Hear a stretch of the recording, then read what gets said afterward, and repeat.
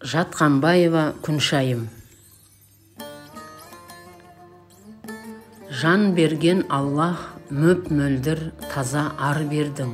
Түсіріп Құран мұсылманға нар бердің. Қоңырқай күз, қақаған қыз, елжіреген көктеммен шұғылалы жайма шуақ жаз бердің.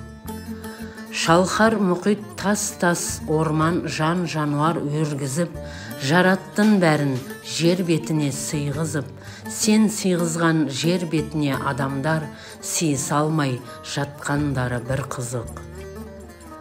Бәрін таза, бәрін әділ жараттың, пендем адал болсын деп ислам тараттың, Мұхаммеддей пайғамбарды әкеліп, мұсылманға нұсқадың есігін ашып жаннаттың.